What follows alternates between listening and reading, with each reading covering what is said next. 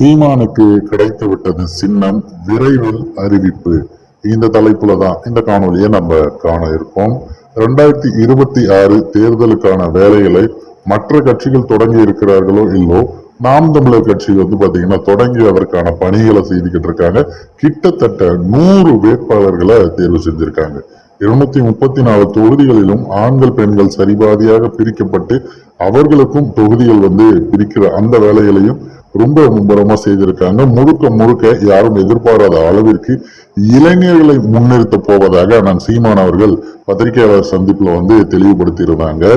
இப்போ ஒரு மிக முக்கியமான நிகழ்வு நடந்திருக்கு. அது என்ன அப்படின்னா, அண்ணன் சீமான் அவர்களுடைய இந்த தேர்தலுக்கான சின்னம் என்ன, கடைசியா அவருக்கு பாத்தீங்கன்னா கரும்பு விவசாய சின்னம் கொடுத்து மக்கள் மனதில் கொண்டு போய் சேர்த்துட்டு இது நிரந்தர சின்னமாக மாற்ற போகக்கூடிய அந்த சூழல்ல நீங்க இன்னும் அங்கீகரிக்கப்படல, அதனால வேறு ஒருத்தவங்களுக்கு தருவோம்னு சொல்லிட்டு ஒன்றிய அரசு செய்த ஒரு மிகப்பெரிய துரோகத்தால் அந்த சின்னம் பறிபோனது. அதற்கு பிறகு அவர்களுக்கு மைக் சின்னம் ஒதுக்கப்பட்டது. அதை அவங்க பயன்படுத்திட்டு இருந்தாங்க.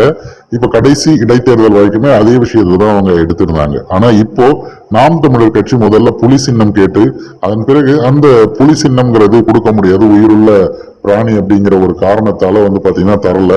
ஆனா விவசாய சின்னத்தை மட்டும் கொடுத்திருக்காங்க.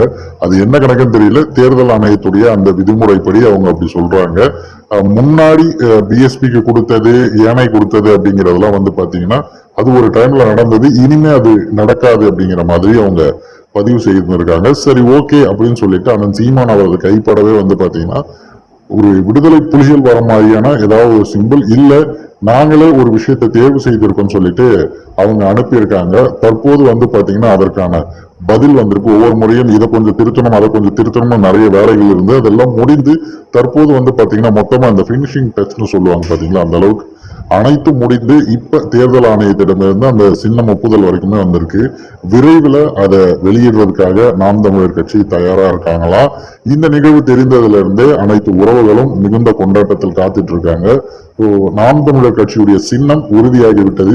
என்ன சின்னம் அப்படிங்கிறத இன்னும் சில நாட்கள்ல நம்ம அனைவருக்கும் தெரிய வாய்ப்பு இருக்கு.